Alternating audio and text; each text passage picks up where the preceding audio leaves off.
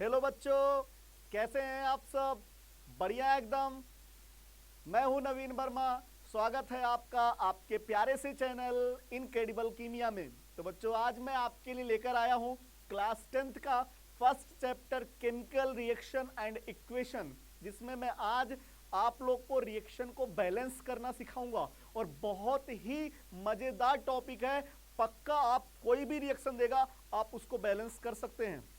ठीक है, तो बच्चों पूरी वीडियो को जरूर देखें।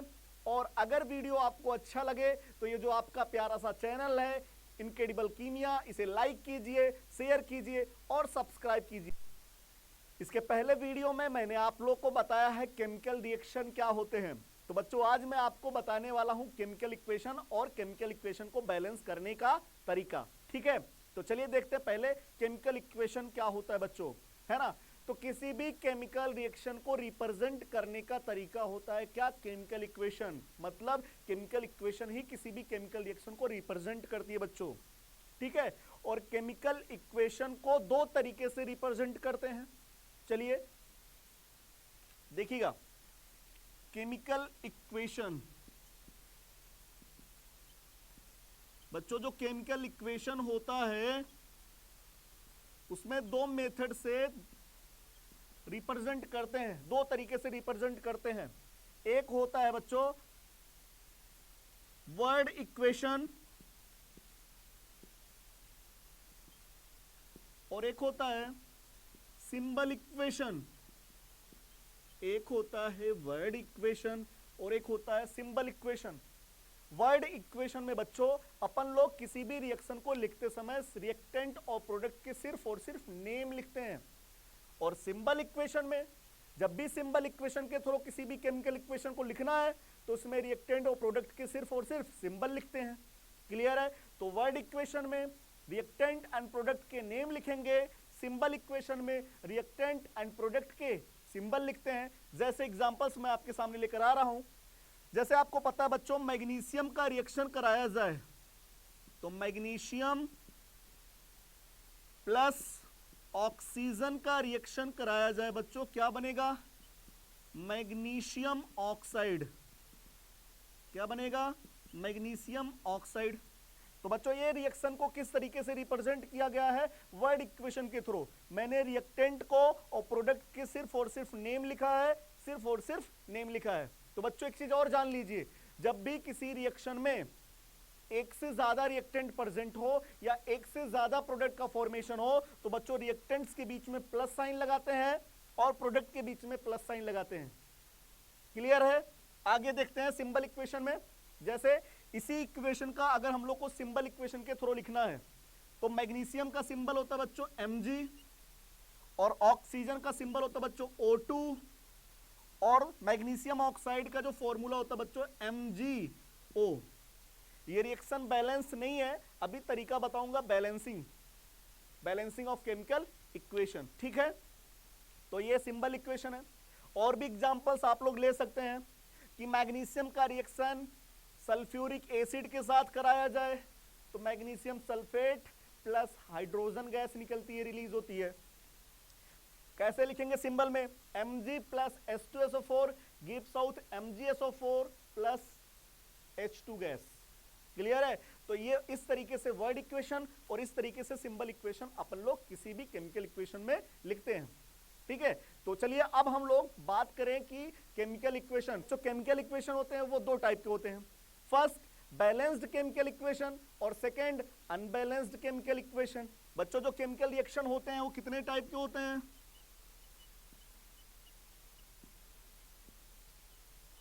टू टाइप के। एक बैलेंस्ड होते हैं, एक अनबैलेंस्ड होते हैं। और एक अनबैलेंस्ड केमिकल इक्वेशन। बच्चों बैलेंस्ड केमिकल इक्वेशन में जैसे रिएक्शन लिखा जाए H2 plus I2 gives out 2HI। यहां H2 plus I2 gives out 2HI। बच्चों ये रिएक्शन पूरा बैलेंस्ड है। 2 हाइड्रोजन 2 हाइड्रोजन 2 आयोडीन 2 आयोडीन। तो ये रिएक्शन कैसा है? बैलेंस्ड है। अनबैलेंस्ड में मैं इसी रिएक्शन को लिखना चाहता तो H2 plus I2 Gibbs out HI। तो बच्चों ये क्या है, अनबैलेंस्ड है। तो बैलेंस्ड की जरूरत क्यों पड़ी ये पहले अपन लोग जान लेते हैं, है ना। एक साइंटिस्ट था बच्चों लेओसियर, उसने दिया था लॉ ऑफ मास कंजर्वेशन। उसने बताया था कि जब भी कहीं पे केमिकल रिएक्शंस होते हैं तो जितना रिएक्टेंट्स का मास होता है उतना ही प्रोडक्ट का मास का फॉर्मेशन होता है। मतलब कभी भी रिएक्शंस में मास की कमी नहीं होती है, ना मास कभी बढ़ता है ना मास कभी घटता है। मास का सिर्फ चेंजिंग होता है एक रूप से दूसरे रूप में, ठीक है। मतलब रिएक्टेंट प्रोडक्ट के फॉर्म में कन्वर्ट हो जाता है। ये नहीं कि पहले रिएक्टेंट 100 ग्राम था तो कभी 110 ग्राम नहीं बनेगा या 90 ग्राम नहीं बनेगा बच्चों। अगर 100 ग्राम था तो 100 ग्राम ही प्रोडक्ट बनेगा, कभी उससे ज्यादा नहीं बनेगा। कुछ एक्सेप्शन है लाइक न्यूक्लियर रिएक्शन। बच्चों nuclear reaction law of mass conservation का फॉलो नहीं करती है, ठीक है। तो इसीलिए रिएक्शंस को बैलेंस करने की जरूरत पड़ती है, क्योंकि law of mass conservation unbalanced reaction follow नहीं करता है, balanced reaction he law of mass conservation का फॉलो करता है। चलिए एक एग्जांपल के through law of mass conservation को भी अपन लोग समझ लेते हैं, ठीक है। बच्चों law of mass conservation, law of mass conservation given by बच्चों किसने दिया था, गिवन बाई लेओसियर। लेओसियर ने दिया था बच्चों। लॉ ऑफ मास कंजर्वेशन को किसने दिया था, Lavoisier. According to law of mass conservation mass neither be created and nor be destroyed. Mass ना ही क्रिएट होता है ना ही डिस्ट्रॉय होता है, but it can converted into one form to another form. लेकिन ये सिर्फ एक फॉर्म से दूसरे फॉर्म में सिर्फ और सिर्फ कन्वर्ट होता है। मतलब रिएक्टेंट प्रोडक्ट के फॉर्म में या प्रोडक्ट रिएक्टेंट के फॉर्म में कन्वर्ट होता है और कोई रूप में नहीं कन्वर्ट होगा। मतलब सिर्फ और सिर्फ कन्वर्ट होगा, कभी मास न कम होगा न मास ज्यादा होगा, कभी क्रिएट नहीं होता है कभी डिस्ट्रॉय नहीं होता बच्चों। जैसे एक एग्जांपल लिया जाए, कैल्शियम कार्बोनेट को डिसोसिएट कराया जाए, अगर इस पे हीटिंग इफेक्ट लगाया जाए बच्चों, हीट किया जाए तो ये डिसोसिएट होता है calcium oxide plus carbon dioxide gas. Calcium carbonate को डिसोसिएट करेंगे calcium oxide plus carbon dioxide gas. बच्चों ये पूरी तरीके से बैलेंस्ड है। अगर बैलेंस्ड नहीं होगा तो लॉ ऑफ मास कंजर्वेशन का फॉलो नहीं करेगा। बच्चों यहाँ पे कितना डिजिट है 1, यहाँ पे कितना डिजिट 1, यहाँ पे कितना डिजिट 1। तो बच्चों रिएक्टेंट्स के आगे जो अपन लोग डिजिट लिखते हैं उसको बोलते हैं स्टाइयोमेट्रिक कोफिशिएंट, जिसे मोल के टर्म में भी बोल सकते हो। मतलब इसका 1 मोल डिसोसिएट हो रहा है, 1 mole calcium oxide and 1 mole carbon dioxide का फॉर्मेशन हो रहा है। देखिएगा बच्चों आपको पता है मोल इक्वल टू क्या होता है, मास अपॉन मॉलिक्यूलर मास, है ना बच्चों। तो देखिएगा यहाँ पे जो मास होगा मोल कितना 1, मास निकालना बच्चों, कैल्शियम कार्बोनेट का मॉलिक्यूलर मास निकालना बच्चों। कैल्शियम कार्बोनेट का मॉलिक्यूलर मास, कैल्शियम का एटॉमिक मास 40, कार्बन का 12, ऑक्सीजन का 16, 3 ऑक्सीजन का 48, टोटल ऐड करेंगे बच्चों 100 ग्राम, 100 आएगा। तो यहां से आप मास निकालेंगे बच्चों कितना आएगा 100 ग्राम कैल्शियम कार्बोनेट, ठीक है। इसमें देखते हैं यहाँ पे भी 1 मोल है तो यहाँ पे भी 1 मोल, यहाँ पे मास निकालते हैं। कैल्शियम का 40, ऑक्सीजन का 16, 56 आएगा बच्चों। तो यहाँ पे मास कितना ग्राम 56 ग्राम। यहाँ पे मोल 1 मोल, मास निकालना है। मॉलिक्यूलर वेट कार्बन का 12, ऑक्सीजन का 32, तो आ जाएगा बच्चों 44। इधर जाएगा तो मास कितना आ जाएगा 44 ग्राम। आप देख लीजिए बच्चों पहले कैल्शियम कार्बोनेट 100 ग्राम है, डिसोसिएट होने के बाद भी 56 और 44 का ऐड करेंगे 100 ग्राम ही रहेगा। मतलब ये रिएक्शन बैलेंस्ड है और ये reaction law of mass conservation का फॉलो कर रहा है। तो इसीलिए रिएक्शन को बैलेंस करना पड़ता है, नहीं तो लॉ ऑफ मास कंजर्वेशन का फॉलो नहीं होगा। और अगर reaction law of mass conservation का फॉलो नहीं करते बच्चों तो इसका मतलब वो रिएक्शन एग्जिस्ट ही नहीं करेगा, ठीक है। चलिए देखिएगा बच्चों ऐसे कभी क्वेश्चंस पूछ लिया जाए लॉ ऑफ मास कंजर्वेशन पे। मान लीजिए एक रिएक्टेंट बच्चों ए है, एक रिएक्टेंट बी है, एक प्रोडक्ट सी बनाया एंड एक प्रोडक्ट डी का फॉर्मेशन किया। इसका मास मान लीजिए 10 ग्राम था, इसका 50 ग्राम था बच्चों। और यहां पूछा है डी कितना मास बनेगा अगर इसका 40 ग्राम दिया जाए। तो इसका x मान लीजिए बच्चों, तो C का कितना मास बनेगा, रिएक्टेंट का total mass equal to product का टोटल मास कितना आया 60 ग्राम इक्वल टू बच्चों कितना x प्लस 40 ग्राम, 40 इधर भेज दीजिए तो x का वैल्यू कितना आएगा बच्चों 20 ग्राम, मतलब C कितना था 20 ग्राम। ये लॉ ऑफ मास कंजर्वेशन पे बेस्ड इक्वेशन हो गया। ठीक है बच्चों, तो ये आप लोग को पता चल गया रिएक्शन कितने टाइप का होता है, first balanced, second unbalanced. Balanced की जरूरत क्यों पड़ी, क्योंकि लॉ ऑफ मास कंजर्वेशन को फॉलो करवाना था। लॉ ऑफ मास कंजर्वेशन क्या होता है ये भी आप लोगों ने देख लिया। ठीक है, चलिए अब हम लोग बैलेंसिंग करना सीखते हैं, जिसके लिए लेक्चर बनाया जा रहा बच्चों बैलेंसिंग, उस पर ध्यान देते हैं।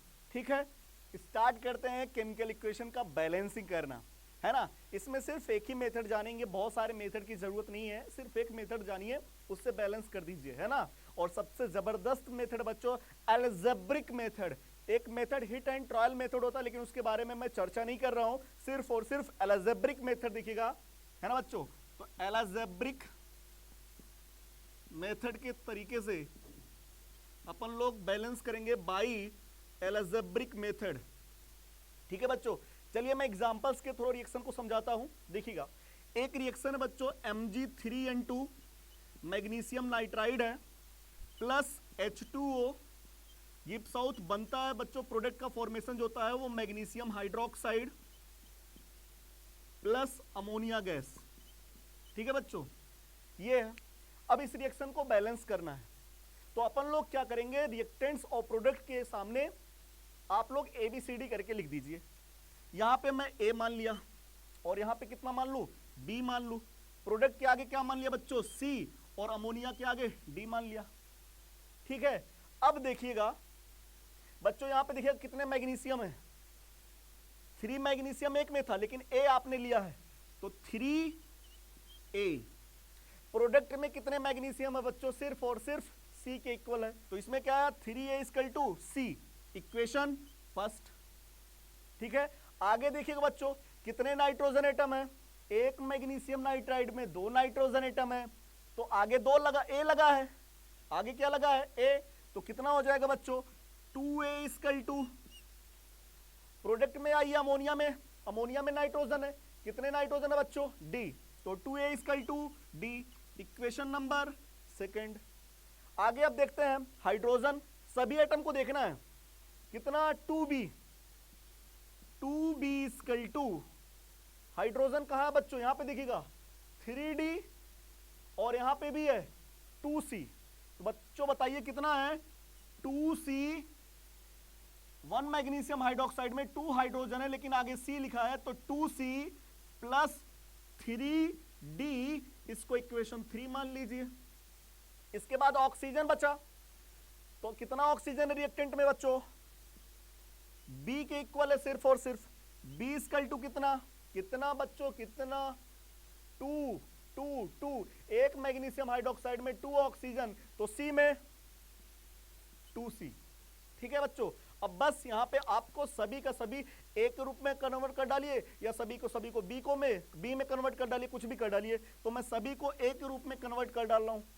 यहाँ पे बच्चों A इक्वल टू कितना है 3A इक्वल टू कितना C, यहाँ पे D इक्वल टू कितना है 2A, है ना, D इक्वल टू कितना है 2A, B इक्वल टू कितना है बच्चों 2C, है ना। तो मैं बताऊं क्या A इक्वल टू कितना हो जाएगा बच्चों,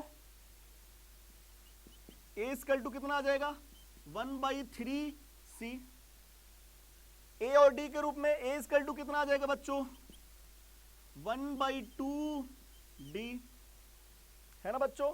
आगे देखिएगा, क्या मैं बात करूं, क्या मैं C इक्वल टू इधर ले आऊं, तो C इक्वल टू हो जाएगा 1/2B, और C को यहां पे रख दूं, तो 3A इक्वल टू कितना आया बच्चों 1/2B, C equal to 1/2B, और 3A C के प्लेस पे रख दिया, तो कितना आया बच्चों A इक्वल टू 3 इधर जाएगा 1/6B, A इक्वल टू आया 1/6B, है ना। तो अपने को A का वैल्यू पता चल गया, B का वैल्यू पता चल गया, D का वैल्यू पता चल गया। ठीक है, अब बच्चों A का वैल्यू कुछ भी रखना है, A का वैल्यू कुछ भी रखना है, बस उसी रेशियो में B C D रख दीजिए, कुछ भी। रिएक्शन बैलेंस हो चुका बच्चों, देखिए ए का वैल्यू कितना रख दिया बच्चों, मैंने 1 रख दिया, कितना रख दिया 1 1 1, तो यहां पे 1 रख दो बच्चों।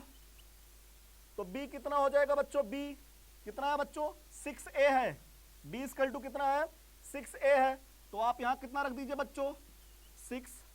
c इक्वल टू कितना बच्चों 3a है, आप यहां 3 लिख दीजिए। d इक्वल टू कितना बच्चों 2, तो आप यहां 2 रख दीजिए। ये रिएक्शन पूरी तरीके से बैलेंस्ड है। Mg3N2 plus 6S2 gives out 3MgOH का whole twice plus 2 ammonia. Clear है। चलिए अगला एग्जांपल देखते हैं ताकि अपने और कॉन्सेप्ट क्लियर हो जाए। ठीक है, चलिए बच्चों एग्जांपल नंबर 2 लेते हैं। जैसे मैंने बेंजीन लिया C6H6, उसका कंबशन कराया O2 गिव्स आउट बना बच्चों CO2 प्लस H2O। जब भी किसी चीज को जलाओगे तो क्या बनेगा बच्चों, धुआं प्लस पानी, CO2 प्लस वाटर। ठीक है, देखिएगा अब लगाते हैं अलजेब्रिक सम मेथड। कितने कार्बन 6, अपन लोग सबसे पहले क्या लिखेंगे A B C D। कितने कार्बन बच्चों 6A इक्वल टू कितना, 6A इक्वल टू कितना C। ठीक है, हाइड्रोजन कितने बच्चों 6A, 6A इक्वल टू कितना, कितने हाइड्रोजन इसमें प्रोडक्ट में 2D है। ठीक है, चलिए आगे देखते बच्चों, कितने ऑक्सीजन है बच्चों 2B, 2B equal to 2C plus plus D, 2C plus D। 3 equation बना, क्योंकि 3 टाइप के ही एटम थे, कार्बन हाइड्रोजन एंड ऑक्सीजन, तो 3 इक्वेशन बना है। अब देखिएगा बच्चों C इक्वल टू कितना आया 6A, D इक्वल टू कितना है बच्चों, इसको ऐसे लिखा जा सकता है D इक्वल टू कितना है बच्चों 6/2A, मतलब 3A है ना बच्चों। अब अपन लोग क्या कर देते हैं, इसमें C का वैल्यू D का वैल्यू सब्स्टिट्यूट कर दीजिए, तो अपन लोग यहां से B का वैल्यू भी निकाल सकते हैं। तो 2B equal to 2 into C का वैल्यू कितना बच्चों 6A प्लस D का वैल्यू कितना है 3A, तो आ जाएगा 2B equal to 12 plus 3 15A, तो मतलब B इक्वल टू कितना आया 15A/2। तो आपको पता चल गया बच्चों C इक्वल टू आया 6A, D इक्वल टू आया 3A, B इक्वल टू आया कितना बच्चों 15A/2। अगर आप A का वैल्यू 1 रखना चाहते हैं तो A का वैल्यू अगर 1 रखेंगे बच्चों तो B कितना रखेंगे बच्चों 15/2, C कितना रखेंगे बच्चों 6, D कितना रखेंगे बच्चों 3। क्या सही है बात। चलिए तो ये सेकेंड इक्वेशन अपन लोग बैलेंस कर लिए है ना। चलिए अगला क्वेश्चन देखते हैं, एग्जाम्पल नंबर 3 बच्चों। एल्यूमिनियम लिया, उसका रिएक्शन HCl के साथ कराया बच्चों और बना AlCl3 प्लस हाइड्रोजन गैस। इसको बैलेंस करना है बच्चों है ना।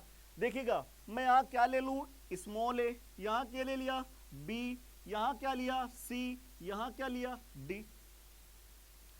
A इक्वल टू कितना बच्चों C, A इक्वल टू कितना, एक ही एल्यूमिनियम है C के इक्वल। हाइड्रोजन कितना है B, B इक्वल टू कितना हाइड्रोजन यहाँ पे बच्चों 2D। आगे देखिएगा क्लोरीन कितना बच्चों B के equal, B equal to 3C, कितना 3C, B equal to 3C, A equal to C, B equal to 2D, B equal to 3C। और कुछ नहीं होगा, हमने एल्यूमिनियम के रूप में ले लिया, B value C value D value सब देख लिया है। ठीक है बच्चों, देखते हैं अब क्या करेंगे अपन लोग। B इक्वल टू 2D है ना, तो क्या मैं 2D को यहां रखूंगा तो क्या 3C का भी वैल्यू आ जाएगा।